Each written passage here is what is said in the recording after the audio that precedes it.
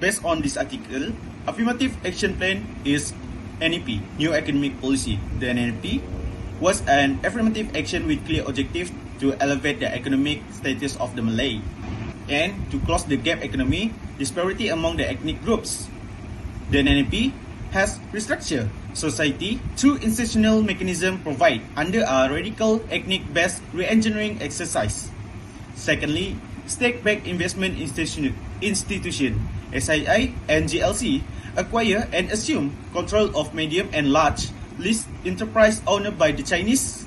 Example of SAI and GLC are Pemodalan Nasional Berhad, Khazanah Nasional 1MDB, and Aquinas, and GLC that have altered the Chinese and Bumiputra ownership of corporate wealth in certain strategic sector.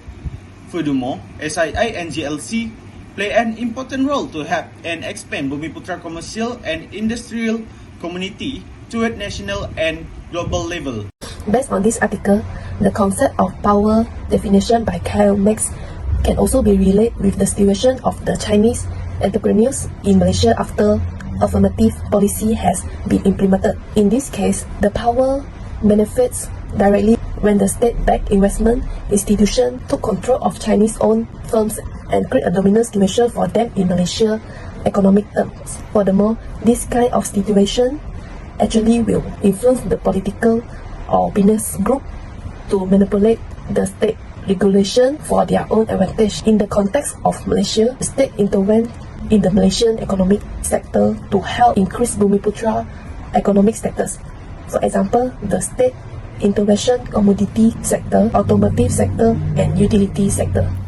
My name is Muhammad Azim bin Nasir. So from this article, there are a lot of effect of the affirmative action plan on Malaysian Chinese entrepreneur and business. The most obvious effect that we can see in the effect on Chinese banking and finance firms. After the affirmative action was implemented, the central bank took over the Chinese-owned Malayan banking Berhad in order to protect it from bankruptcy.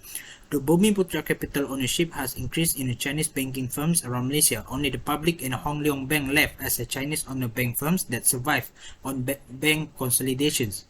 In other sectors such as construction and transportation, the capital of ownership in terms of Chinese owner has declined because of affirmative action. For example, the percentage of a construction sector for Chinese ownership dropped from 52.8% by 1970 to 42.6% in 2004. Next, my name is Jagan and I will continue the presentation. In this article, it was also discussed how these Malaysian Chinese businesses adapt to the state affirmative action plan to elevate the economic status of the Bumiputra. Chinese businesses adapt to these changes by seizing opportunities during the initial period of the affirmative policies. This is possible because of the Chinese business network. However, the power of this Chinese business network become more diminished and lesser because of the application of the affirmative action plan. Furthermore, Chinese businesses also exploited the business and entrepreneurship opportunities in the technology sector. With the emergence of multinational corporations, Chinese-controlled technology firms compete in global supply and change beyond the nation border.